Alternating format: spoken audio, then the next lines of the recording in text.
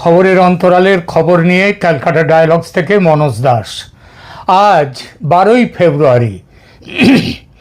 আজ বাংলাদেশের মানুষের জন্য ভাগ্য নির্ধারণের দিন হওয়ার কথা ছিল, কিন্তু অত্যন্ত পরিতাপের সাথে বলতে হচ্ছে বাংলাদেশের ভাগ্য গতকাল সন্ধ্যা থেকেই নির্ধারিত হয়ে গেছে অন্ধকার কুঠুরিতে।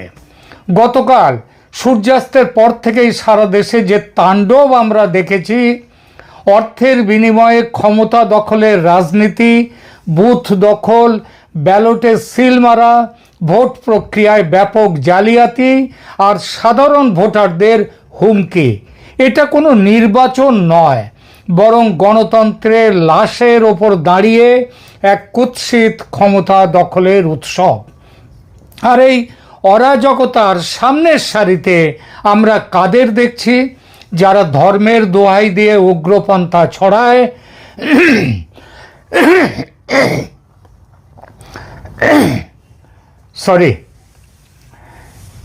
যারা ধর্মের দোহাই দিয়ে উগ্রপন্থা ছড়ায়, যারা সাধারণ মানুষের অন্ধ ধর্ম বিশ্বাসকে কাজে লাগিয়ে বেহেশতের টোপ দিয়ে ভোট পাওয়ার রাজনীতি করছে, সেই জামায়াতে ইসলামী নামক দলটি।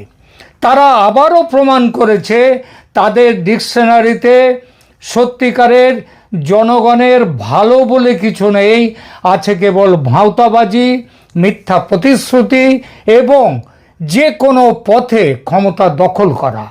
কেন আজ এই পরিস্থিতি? কারণ উগ্রপন্থী ও সন্ত্রাসী রাজনীতির যে বিষবৃক্ষ শেখ হাসিনার পতনের পর থেকে বপন হয়েছে দেশকে মধ্যযুগের অন্ধকারে নিয়ে যাওয়ার যে চেষ্টা শুরু করেছে জামায়াতে ইসলামী, তা আজ বাংলাদেশের সীমানা ছাড়িয়ে আন্তর্জাতিক উদ্বেগের কারণ হয়ে দাঁড়িয়েছে।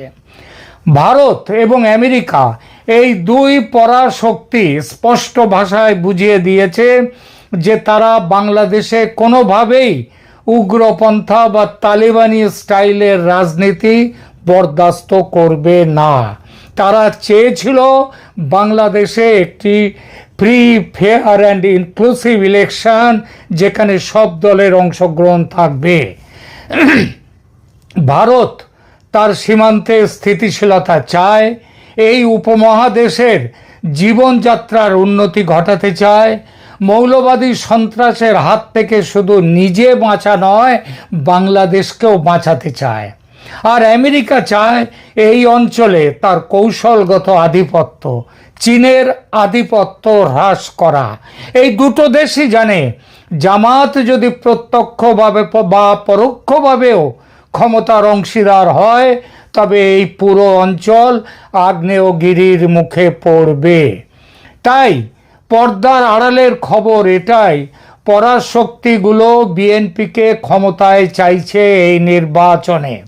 আমার চ্যানেলে এই সম্ভাবনার কথা আগেও বলেছি, তবু মাঝে মাঝে অন্য রকমের কিছু খবর এসে গুলিয়ে দিয়েছে এই সহজ লাইনটা।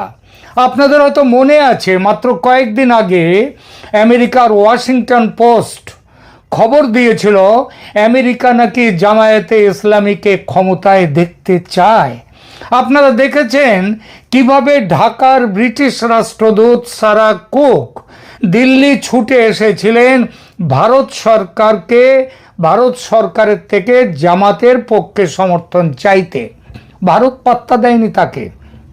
ভারত তার আগে থেকেই তার যে নিজের লাইন, সেই লাইনে ঠিক ছিল, কোনোভাবেই জামাতকে সমর্থন নয়, কোনোভাবেই উগ্রবাদী সন্ত্রাসবাদকে সমর্থন নয়। তখন আমেরিকার সঙ্গে ভারতের সম্পর্কে তিক্ততা ছিল, মূলত বাণিজ্য শুল্ক নিয়ে। কিন্তু যেই জানুয়ারির শেষ সপ্তাহে ভারত, ইউরোপীয় ইউনিয়ন, তার সঙ্গে এই দুই ভারত এবং ইউরোপীয় ইউনিয়নের ফ্রি ট্রেড এগ্রিমেন্ট হলো, আমেরিকা তখন চাপের রাজনীতি ছেড়ে ভারতের সঙ্গে সম্পর্ক স্বাভাবিক করা শুধু নয়, আরও ঘনিষ্ঠ করে নিল। আর এই ঘনিষ্ঠতার ফলেই মিলে গেল বাংলাদেশের ভবিষ্যৎ নিয়ে ভারত আমেরিকার তাদের যে মত, সেই মতের মেলবন্ধনটা ঘটে গেল। জামাত চলে গেল দূরে, দুই পরাশক্তির কাছে চলে এলো বিএনপি। এলো ঠিকই, কিন্তু শর্ত সাপেক্ষে। তারা জামাতের কাঁধে ভর করা কোনো উগ্রবাদী সরকারকে এক মুহূর্তের জন্য সমর্থন দেবে না, পরিষ্কার করে দিল। আর সেই জন্যেই জামাতের আমির শফিকুর রহমান তিনি বারবার চেয়েছেন, বলেছেন যে বিএনপির সাথে মিলেমিশে একটি সরকার গঠনের কথা, কিন্তু বিএনপি রাজি হয়নি। স্পষ্ট করে বলে দিয়েছে এরকম সরকারে আমরা যাব না। কেন হঠাৎ ভারত আমেরিকা বিএনপিকে সমর্থন দিতে রাজি হলো? এর পেছনে রয়েছে সূক্ষ্ম জিও পলিটিক্যাল যে ক্যালকুলেশন, সেটাও। ভারত তার উত্তর পূর্বাঞ্চলের নিরাপত্তা নিশ্চিত করতে চায়, আর আমেরিকা চায় বাংলাদেশে চীনের প্রভাব কমাতে এবং বঙ্গোপসাগরে নিজেদের অবস্থান সংহত করতে। কিন্তু আগেই বলেছি, এই সমর্থন বিনা শর্তে আসেনি। আমার কাছে কথা আগেও আমি বলেছি, শেখ হাসিনা দেশে ফিরবেন ফেব্রুয়ারি মার্চের মধ্যে, এমন কথাও আমি বলেছি এর আগে আমার ভিডিওতে। আমার কাছে নির্ভরযোগ্য খবর ছিল এবং এখনো আছে, যা সকালেই বাংলাদেশ সেনাবাহিনীর এক মাঝারি পর্যায়ের অফিসারের কাছ থেকে যার সমর্থন পেলাম। বিএনপি ক্ষমতায় আসছে ঠিকই, কিন্তু তাদের হাত পা বাঁধা থাকবে নির্দিষ্ট কিছু শর্তে। যে শর্তের বিনিময়ে তারেক রহমান দেশে ফিরেছেন, যে শর্তের বিনিময়ে বিএনপি এই ভোটে হারুক জিতুক ক্ষমতায় আসছেই। হ্যাঁ, বলে দিলাম ক্ষমতায় আসছেই। এইবার শর্তগুলো কি? সংবিধান এবং আওয়ামী লীগের সুরক্ষা দিতে হবে। আগামী 6 মাসের মধ্যে একটি অংশগ্রহণমূলক নিরপেক্ষ নির্বাচন দিতে হবে বিএনপিকে। সেখানে আওয়ামী লীগের ওপর থেকে সব নিষেধাজ্ঞা তুলে নিতে হবে। প্রতিহিংসার অবসান ঘটাতে হবে। তথাকথিত বেআইনি সরকারের বেআইনি অর্ডিন্যান্সে গঠিত তথাকথিত অপরাধ ট্রাইব্যুনাল, এটা বাতিল করতে হবে। শেখ হাসিনাকে দেয়া সমস্ত সাজা রদ করতে হবে। এছাড়া শেখ হাসিনা দেশে ফিরবেন এবং রাজনৈতিক কার্যক্রমে অংশ নেবেন। পরাশক্তিগুলো জানে বাংলাদেশে ভারসাম্য বজায় রাখতে হলে আওয়ামী লীগের মতো একটি ধর্মনিরপেক্ষ শক্তিকে রাজনীতিতে টিকিয়ে রাখা অপরিহার্য। তারা কোনোভাবেই চায় না বিএনপি একা হয়ে গিয়ে জামায়াতের মতো উগ্রপন্থীদের খপ্পরে পড়ুক।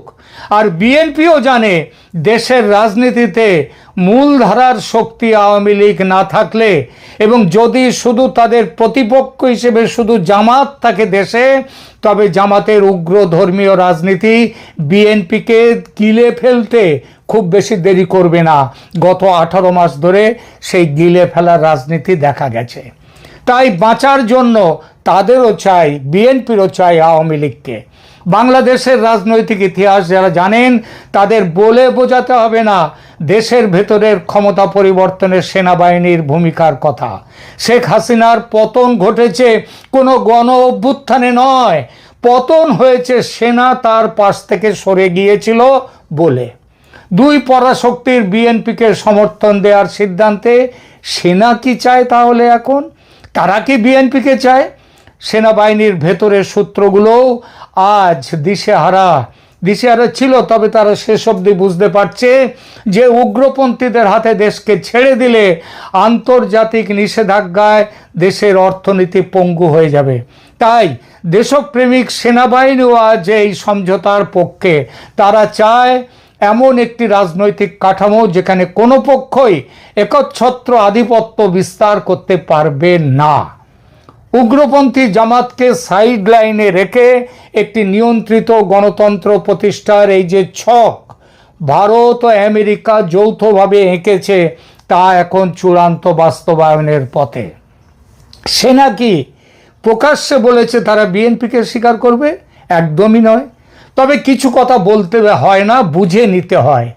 নির্বাচনে নিরাপত্তা ব্যবস্থা নিয়ে সেনা যে কড়াকড়ি করছে, যেভাবে বিপুল পরিমাণ অর্থসহ জামাত নেতাদের গ্রেপ্তার করছে, যেভাবে দেশের মেইনস্ট্রিম মিডিয়া হঠাৎই ভোল পাল্টে জামাতের সমালোচনায় নেমে পড়েছে, তাতে বোঝা যায় ভেতরে ভেতরে একটা বড় পরিবর্তন ঘটেছে এবং ঘটছে।